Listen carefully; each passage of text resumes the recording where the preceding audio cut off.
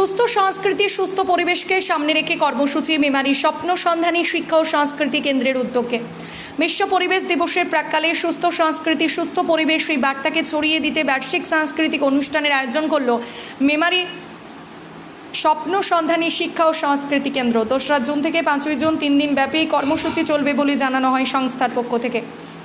অতিথি হিসেবে উপস্থিত ছিলেন শিক্ষক সোমনাথ গুপ্ত, চিত্র পরিচালক উৎপল ভট্টাচার্য, সাংবাদিক শেখ শামসুদ্দিন, মেমারি ব্যবসায়ী কল্যাণ সমিতির সম্পাদক রামকৃষ্ণ হাজরা, সংস্থার প্রাক্তন প্রয়াত সভাপতি চিত্তরঞ্জন কুণ্ডু মহাশয়ের প্রতিকৃতিতে মাল্যদান করে এদিনের অনুষ্ঠান সূচনা হয়। অনুষ্ঠানের সূচনা লগ্নে আনুষ্ঠানিক উদ্বোধন করেন সংস্থার প্রতিষ্ঠাতা এবং বিশিষ্ট বাচিক শিল্পী রামকৃষ্ণ কুণ্ডু। উপস্থিত সকল ছাত্রছাত্রী, অভিভাবক, অভিভাবিকাদের হাতে তুলে দেওয়া হলো গাছের চারা। এই দিন সাংস্কৃতিক অনুষ্ঠানের পাশাপাশি পরিবেশ সচেতনতা বিষয়ক বক্তব্য, সাংস্কৃতিক বার্ষিক পরীক্ষা, বৃক্ষ চারা প্রদান, বিগত বছরে রোপণ করা বৃক্ষ প্রদর্শন এবং নতুন বৃক্ষ চারা রোপণ কর্মসূচি অনুষ্ঠিত হয়।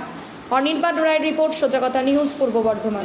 যারা বাচ্চারা আছে বা যারা অনেক কিছু যাদের প্রতিভা আছে, সেই প্রতিভার যেন বিকাশ ঘটে তার জন্য একটা দারুণভাবে চেষ্টা করে, যেটা আমরা সবাই ব্যবসা করি, অনেক কাজের সঙ্গে থাকি, এই ব্যাপারগুলো চিন্তা করি না যে আমাদের বাড়ির বাচ্চাদেরও মনের কিছু খিদে থাকে, সেই খিদেটা মেটানোর জন্য এইটা যে করে চলে, এর জন্য আশা করি ও সফল হবে এবং ও সফলতার জন্য আমরা সবসময় পাশে থাকবো, এই অঙ্গীকার করি আমার বক্তব্য শেষ।